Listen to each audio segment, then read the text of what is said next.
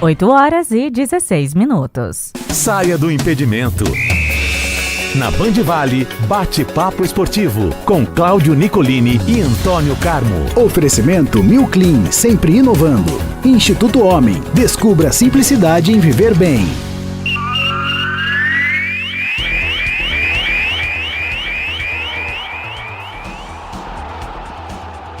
Vamos falar de esportes, é o bate-papo de todos os dias. Alô, Antônio Carmo, seja bem-vindo, ótima terça-feira. Muito obrigado, bom dia para você, Cláudio Nicolini, bom dia aos amigos todos que nos acompanham aqui no bate-papo esportivo da Band Vale. Nicolini, já abrindo aqui a conversa, ontem nós falamos aqui da Associação Esportiva São José, teve eleição para conselheiros ontem, e o Rogério Ciborgue, que é um dos conselheiros, sempre nos ouvindo, mandou um grande abraço para você, informa que a Chapa 2, lá liderada pelo Fred Goulart, teve 13 conselheiros eleitos, e a Chapa 1, liderada pelo Caco Blanche, teve 7 conselheiros eleitos. Agora, no dia 18 de maio, será a votação e a eleição do presidente da Vermelhinha para o próximo biênio. Parabéns aos envolvidos, foi uma festa muito grande ontem à noite, tudo certinho, bacana, segue o trabalho, porque a Associação Esportiva São José é um clube tradicional e com uma festa sempre muito grande lá nos seus afazeres. E importante que seja democrático, meu querido Antônio Carmo, isso é o mais legal da história. Boa sorte aí para quem participa do evento. Olha, não deu para o basquete São José, né? Ontem tomou 3-0 do Mogi, quase 10 pontos. O time desandou na hora errada, né, Antônio Carmo? Não era para tomar 3-0 do Mogi, né? Tinha time para mais. Tanto é, Nicolini, que já algumas séries foram resolvidas em 3-0. Mas aí uma delas, por exemplo, Franca e Botafogo. Estava na cara, Franca terminou em primeiro lugar, Botafogo terminou em 16º, agarrado ali nas cordas para não cair para a última vaga, perder a última vaga. Foi o último entre os 16 classificados. Franca fechou a série ontem em 3-0 lá no Rio de Janeiro. Quem também fechou a série em 3-0 foi o paulistano, o Pinheiros, ganhou, não sei de quem, 3-0 também.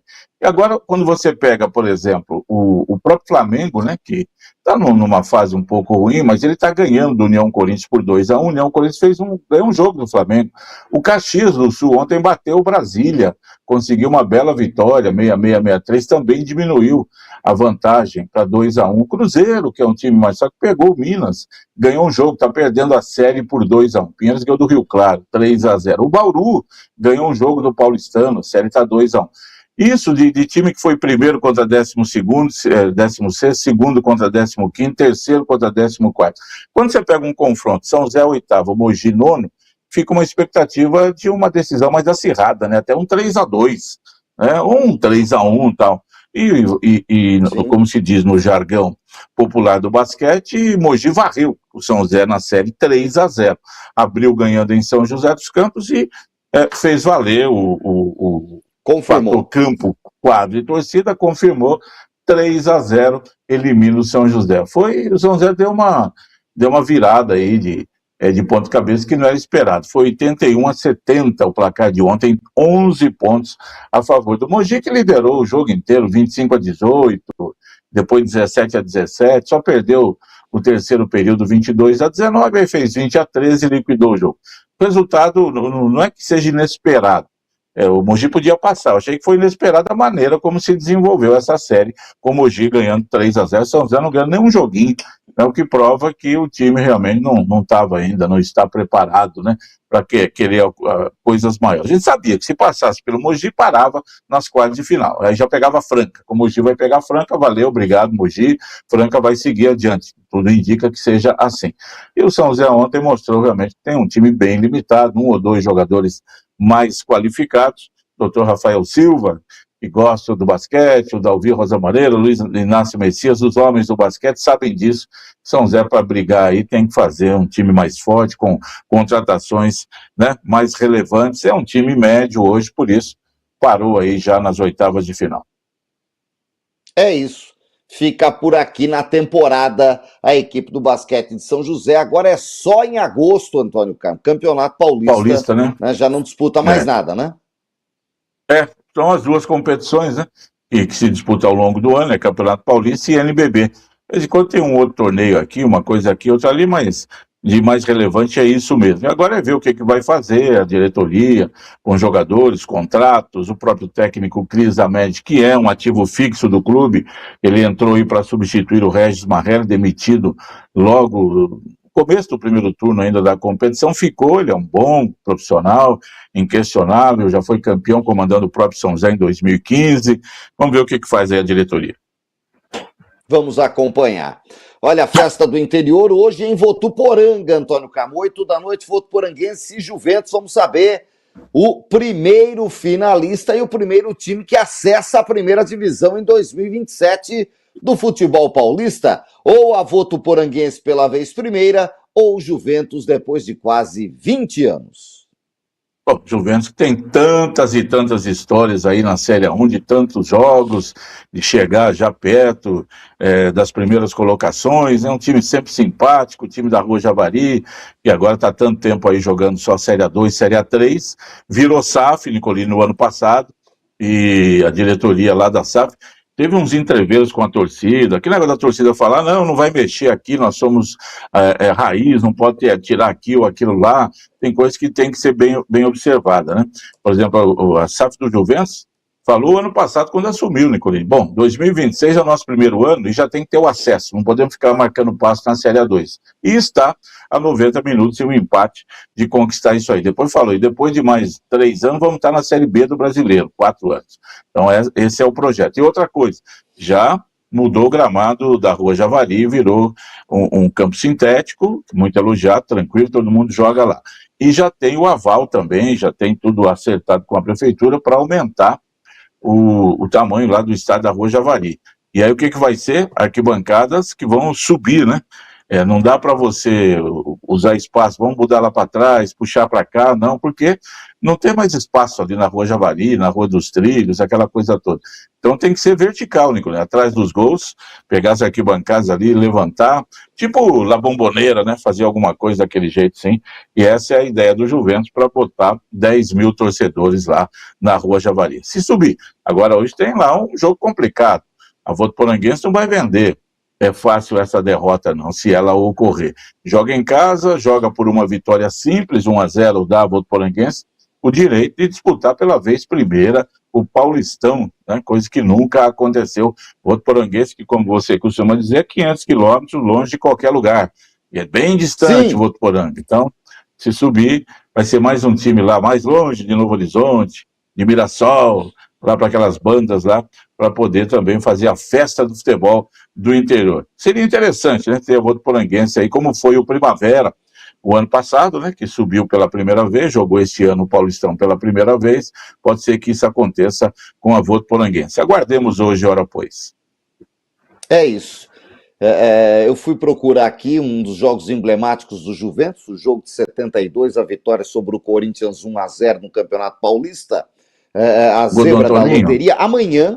Amanhã faz 54 anos. Foi em 29 de abril de 72, um sábado à tarde, em jogo apitado por Oscar Scófano, no Pacaembu. Juventus contra o Corinthians, mandou no Pacaembu, time do Milton Buzeto com Miguel no gol, Chiquinho na lateral, Carlos e Oscar Amaro na zaga e Osmar na lateral esquerda, Bride Brecha, Luiz Antônio e Adnan, se Adnan era bom de bola, Sérgio Pinheiro e o Ziza era o time do Buzeto. O Corinthians com um timaço na época, Antônio Carlos, do Sidney no gol, o Super Zé na lateral, Baldock e Luiz Carlos, que não passava nem alfinete, e o Pedrinho na lateral esquerda jogou esse jogo. Tião e Rivelino, Joãozinho, Vaguinho, Mirandinha e Marco Antônio, o time do Francisco Sarno, que também treinou todo mundo aqui em São Paulo e estava no Corinthians em 72. E deu Juventus, Antônio Carmo, 1-0. Falei gol do Antonino, não, gol do Brecha, né? Acho que foi cobrando uma falta lá. E esse jogo que a gente cita sempre aqui, Nicolini, foi a grande zebra da loteria esportiva, que estava há 3 anos no Brasil, e teve aquele apostador, o Eduardo Varela, que ganhou sozinho. Porque ninguém apostou no Juventus, entre aspas, né? E ele ganhou, foi o primeiro sortudo a ser vencedor isolado de um teste da loteria esportiva foi ele em 1972. Juventus do Milton Buzeto, com uma grande retranca. O Oscar Amaro, que depois viria a ser zagueiro do Taubaté e técnico do Taubaté, campeão paulista da 2 de 1979. E esse Osmar, lateral esquerdo, Nicolini, logo depois ele foi para São Paulo em 73, e num jogo contra o Corinthians ele quebrou a perna, nunca mais voltou a jogar. Naquele tempo, o jogador que quebrava a perna, hoje volta em 15 dias. Uma grande revelação. Nunca mais voltou a jogar. Meio campo dos irmãos, Brida e Brecha. Brecha que depois brilhou no Santos Futebol Clube também. O Brida foi técnico aí no interior. O Adnan depois jogou no Corinthians, ou jogou antes. O Adnan era turco, né? E por aí afora. Do Corinthians, você falou desse meio campo. Tião e Rivelino, meu Deus do céu. Acho que foi uns 10 anos meio de campo do Corinthians, era Tião e Rivelino. Espetacular, né? Muito legal. Foi buscar aí uma história maravilhosa desse Juventus, que dava trabalho. Ganhava do Corinthians, ganhava do São Paulo, ganhava do Palmeiras, ganhava do Santos. Nos anos 70, o Juventus era... Depois surgiu o Ataliba, um jogo contra o Corinthians também, de prorrogação, do 78, 79. Vai lá o Ataliba. Aí foi pro Corinthians. E jogou no Corinthians, foi campeão pelo Corinthians com Ataliba, Sócrates, Casagrande de Birubiru. Muito legal. Bom demais, histórias gostosas e saborosas do futebol. Vamos ver se hoje o Juventus volta para a primeira divisão. Quinta-feira tem Ferroviária e Ituano. Ferroviária que empatou ontem, Antônio Carmo, no campeonato da Série C. Mais um empatezinho, mais um pontinho, tá bom? Poupou metade do time, o craque do time, o Albano, camisa 10. O Albano, para quem não viu jogar, aquele camisa 10 clássico dos tempos. O Paulo Henrique Ganso da atualidade, por exemplo, é o Albano, né? Camisa 10 da Ferroviária, que joga de cabeça erguida, passes, lançamentos, domínio, finalização. Um belo camisa 10 aí do interior de São Paulo, não jogou antes. Ferroviária, que ainda não ganhou na Série C, tem 2 derrotas e 2 empates, mas é claro que tem toda a atenção voltada para quinta-feira, o jogo contra o Ituano, para subir, para voltar a Série 1 depois, né? Como você já falou, aí são 19 jogos, foram 4, ainda faltam 15 para buscar ali a vaga entre os 8 e ver o que acontece. Nesse momento estaria rebaixado. Esse ano a Série C, Nicolino, só vai rebaixar 2. É uma mudança de regulamento, né, que vai ocorrer, porque subiram 6 da Série D. Mais tranquilidade ainda. Mais tranquilidade, só caem 2. Nos outros anos caíam 4. Por que caem 2? Porque sobem 6 da Série C, então de 20 pula para 22 no ano que vem, né? Para 24 clubes na Série C. São 20, cai 2, ficam 18, sobem 6, 24. E aí depois repete-se isso para ir para 28 clubes. E aí fecha a Série C em 28, que eles vão ser disputados depois em 2 grupos de 14, turno e retorno e tal, e assim ficará a Série C a partir de 2028. Então tem mudanças aí no regulamento, a Série C vai ter mais clubes, o que dá chance também dos times menores aí de buscarem chegar a uma importante competição. Depois daquela esbórnia na CBF, o presidente chegou lá, ficou quietinho, aquele menino do Nordeste novo, tá lá, né, quietinho, fazendo algumas mudanças técnicas, vai com a seleção agora para a Copa do Mundo, e o Militão não vai, Antônio Carmo. Ontem, oficialmente, foi anunciada a cirurgia dele, tá fora da Copa, confirmadamente, o Militão. Eu vou dizer para você, né, Nicolino, vai assim fazer uma falta danada, né? O Éder Militão, com todo respeito, ninguém vai chorar, vai lembrar que ele se machucou, como o Clodoaldo se machucou em 74, como o Romário, né, se machucou em 90, não vai, sabe? Igual ele, Nicolini, tem mais uns 18 aí para poder jogar, tá certo? É que o nível tá fraco mesmo, né? Então, o Militão, quem gosta demais dele é nosso amigo Marcelinho Espanha, que falou que sem Éder Militão, a chance da seleção ganhar o campeonato despenca 80%. Só que não tem outro. Tá sempre nos acompanhando aqui o Marcelinho Espanha. Muito bom, nosso Cartolinha. Olha, Antônio Carmo, hoje tem um jogaço no Mineirão, hein? Cruzeiro e Boca Juniors, rapaz. 9h30 da noite, Libertadores da América, hein? É para tirar as crianças da sala. Esse é jogo de cachorro grande, né? De times extraordinários. O Cruzeiro decidiu o título da Libertadores em 1977 contra o Boca, perdeu nos pênaltis em 2 jogos, 2 empates e tal, e no segundo jogo depois de ter sido campeão, o terceiro, campeão em 76 contra o River, né? E aí em 77 fez a final contra o Boca e acabou perdendo nos pênaltis no segundo jogo. O Vanderlei, lateral esquerdo, tradicional de tanta história, perdeu, do Cruzeiro, perdeu o último pênalti lá, e o Boca foi campeão naquela ocasião. E aí agora o Boca tá bem, né? Tá com 2 vitórias, o Cruzeiro ganhou na estreia fora do Barcelona, perdeu da Universidade em casa no segundo jogo, e hoje precisa ganhar. Porque se perder do Boca Juniors em casa hoje, Nicolino, aí já complica. Porque dependendo do outro resultado lá, pode cair para 4º lugar, 3º lugar no grupo, e daí só vão faltar 3 jogos no segundo turno. Então o Cruzeiro precisa hoje da vitória. Sul-Americana tem 3 brasileiros, Antônio Carlos. O Santos de Neymar vai para Argentina, joga contra o São Lourenço no Novo Gasômetro, 7 da noite. Jogo válido pela 3ª rodada. O Santos que só tem 1 ponto e sabe que se perder dá tchau e benção. O Botafogo no mesmo horário joga no Engenhão e defende a liderança contra o Independiente Petroleiro. E às 9h30 da noite o São Paulo vai jogar lá em Bogotá contra o Milionários e vai com o time meio mussarela, meio calabresa, viu, Antônio Carlos? Deixou uma galera aqui no Brasil. Porque a classificação está bem encaminhada no grupo aí, o São Paulo pegou um grupo mais fraco, tem que aproveitar mesmo, e hoje mesmo poupando os jogadores contra o Milionários, que já foi aquele time, né, que fez a Liga Pirata lá da Colômbia, aquela vez, tudo mais e tal, levou até Di Stéfano para jogar por lá, não é mais isso, é um time médio da Colômbia, São Paulo tem bola, o empate hoje para o São Paulo é um bom resultado, né, porque já tem 6 pontos, ao contrário do Santos, e do próprio Botafogo. O Botafogo pega um time fraquíssimo, Independente da Bolívia, e já tomou de 8 do Palmeiras na Libertadores, já tomou de 3 do Racing esse ano em casa, Botafogo que ganhou do Racing na segunda rodada fora de casa.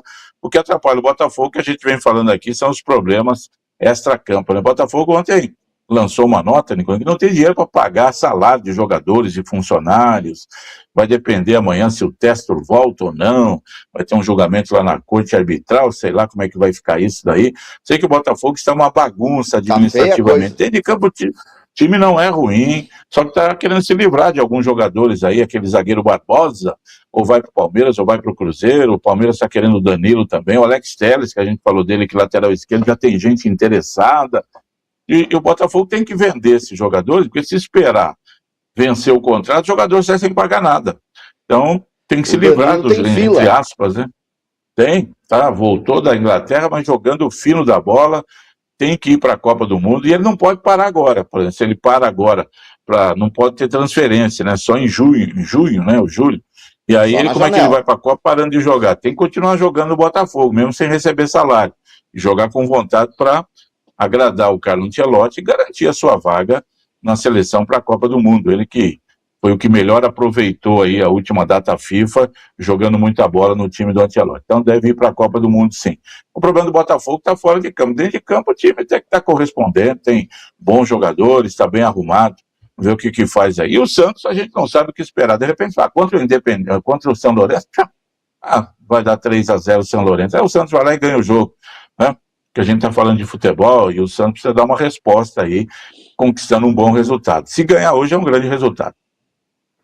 É isso, meu querido Antônio Carlos. Vamos acompanhar. O Santos joga a vida na Sul-Americana hoje e vai com o que tem de melhor para a Argentina para tentar ganhar lá e estar vivo na sequência da competição para pelo menos ficar em segundo no grupo, jogar repescagem e poder continuar na Sul-Americana. Somente os primeiros passam direto de cada grupo, os segundos pegam o terceiro, que chega dos grupos da Libertadores já fora e que podem daí entrar na Sul-Americana, caso vençam esse playoff aí, encaminham a sequência pela Sul-Americana, é assim o regulamento da Conmebol. Carmen, enquanto isso, rapaz, aí você começa a ver as coisas que aparecem na imprensa. Lá pelos lados do São Paulo vem a história de que tem um empresário que tentou transformar o time em SAF sem passar pelo conselho. Quando começa essas tretas, o presidente lá é um idoso que chegou do Salão Cinza Ratinho, assumiu o time, caiu no colo dele, que caçaram o presidente, uma roubalheira, não sei o quê, parará. Rapaz, quando começa assim, tem tudo para dar errado. Roger Machado é qualquer coisa menos unanimidade como técnico, foi um técnico trazido por essa nova presidência, tem gente que gosta dele lá e falou assim, eu quero o Roger, e acabou, mandaram o Crespo embora, e olha, tem questões políticas o São Paulo para resolver, Antônio Carlos. Um velho cardeal, seu Henri Massy, acho que é isso o nome do presidente tricolino, com 83 anos de idade, ele de Du Morumbi, eles tomavam vinho, champanhe Arquibald, lá no Salão Cinza Ratinho, né? É isso. E aí veio para ele com a saída do Casares, era o presidente, né? E Nicolini, saíram notas policiais que foram desviados milhões de reais pelos diretores do São Paulo naqueles negócios de shows, de camarotes. Não sei como é que o pessoal conseguiu fazer tanta bagunça no São Paulo, que sempre foi um exemplo de administração.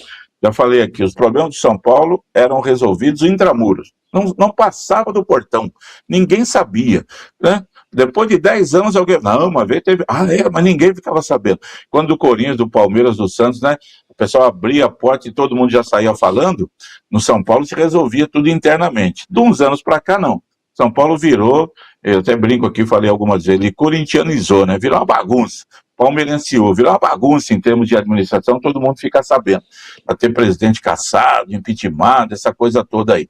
E o São Paulo vive um momento também, Nicolini, e aí você falou do Roger Machado, você me permite até já falar isso, mas parte da imprensa aí está falando que a torcida do São Paulo é racista, que está contra o Roger porque ele é preto. Pô, mas para aí. O Roger era preto quando era técnico do Palmeiras, era preto quando era técnico do Atlético Mineiro, era preto quando era técnico do Fluminense, ele era preto quando era técnico do Grêmio. E ninguém falou que essas torcidas foram racistas em pedir a cabeça do Roger. Por que agora a torcida do São Paulo, que não gosta do Roger, é racista? Eles amavam o Leônidas da Silva, era branco o Leônidas da Silva, por acaso? Então, precisa parar com isso. De vir com essa historinha aí, de vitimizar o Roger. Não, ele está sendo ofendido lá no São Paulo, porque a torcida do São Paulo é racista. São Paulo teve grandes jogadores, Terto, né, ídolo da torcida do São Paulo, Paraná, Tenente, tantos e tantos jogadores aí, grafite, que passaram pelo São Paulo, né? Então, vim com essa história hoje, Nicolini, para vitimizar Roger Machado. O pessoal não gosta dele porque ele é ruim, Nicolini. Porque o Roger Machado não é técnico para salvar time, para fazer time extraordinário. O São Paulo estava melhorando com o Crespo, então pronto. É só por isso que a torcida do São Paulo ficou brava. Não é porque o Roger é preto, nada disso. É querendo estigmatizar agora a torcida do São Paulo. As coisas são parecidas com o que aconteceu no Flamengo. Mandaram o técnico embora, o lateral esquerdo, lá que estava bem para chuchu. Felipe Luiz, estava bem, campeoníssimo. Estava bem, não tinha razão de ser mandado embora. E a gente falou aqui, né? Para mandar o técnico embora, tem que trazer outro que resolve o negócio. E o Jardim está lá mostrando que resolve, Antônio Carlos. Acertou o time, é um baita treinador. Um baita treinador. Ele é muito bom, queria lá no Santos. Não. Um baita treinador. Que apareceu no Cruzeiro o ano passado, também meio desconhecido, um grande trabalho, estava parado aí, falando embora. E o Flamengo olhou, Nicolas, a parte interna dele. Por que o Felipe Luiz foi? Por causa de resultado? Porque perdeu a tal da Recopa, se tornou insignificante? Não, as coisas internas lá, e eles estavam vendo, você tem que ter essa visão. E aí a diretoria do Flamengo, não tá bom, peraí, isso aqui nós não vamos para lugar nenhum se a gente continuar assim, vamos trocar já. Deu aquele impacto, 2 dias depois já tinha um novo técnico, 3 dias depois ele já era campeão carioca, e acabou, ninguém mais falou de Felipe Luiz, ninguém mais. O Roger tinha que chegar e em 5 jogos ganhar 6-0, 8-1, nossa senhora, acabou. Mas chega ali com aquele discursinho de que não sei o que, eu vou jogar, e o gatilho extrasensorial da ponta não resolveu o que o lateral esquerdo precisava fazer do... e aí, meu amigo, o torcedor fala, quer me enrolar? Para com isso, né? É só por causa disso. Tem nada de racismo nisso aí. Tá complicada a situação, vamos acompanhar, Antônio Carlos. E olha, a notícia que chega da Europa é que o Modric também quebrou o rosto, amassando o rosto, numa colisão, também pode ficar fora. O veterano Modric, né, vai tentar se recuperar para a Copa do Mundo e entrar na lista aí de Yamal, de Mbappé. Ninguém sabe se vai para a Copa do Mundo. Aliás, sem o Mbappé, o Paris Saint-Germain pega o Bayern de Munique hoje, começa a semifinal da Champions, né? Que é o PSG que é o atual campeão, né? O Bayern que eliminou o Real Madrid do PSG e companhia, então vai para o jogo aí o Bayern que ganhou do PSG naquela final em Portugal sem torcida, ainda na época da pandemia, né? Foi aquele jogo sem a presença do torcedor, foi campeão, o PSG não conseguiu o título com Neymar e Messi e Mbappé, mas agora chega com força aí, primeiro jogo na França, segundo jogo na Alemanha, né? São dois pitbulls aí, deixem eles jogarem, vamos ver o que acontece. Dois ataques poderosíssimos, os caras fazem gol de costas, fazem gol de zóio fechado, negócio impressionante, vamos acompanhar. Vamos sim, Antônio Carmo, indo embora, abraçando o Sérgio Monteiro, grande empresário de São José, adora esporte, está sempre com a gente, audiência qualificada do Bate-Papo Esportivo, gente da melhor qualidade. E olha, você pensava em pegar o carro para ir para Votuporanga, nem vai, que eu acabei de receber informação que esgotou os ingressos do Plínio Marim, pouco mais de 7 mil bilhetes colocados à venda, todos comercializados. Casa cheia em Votuporanga, Antônio Carmo. Vai ser festa do interior, tá bom?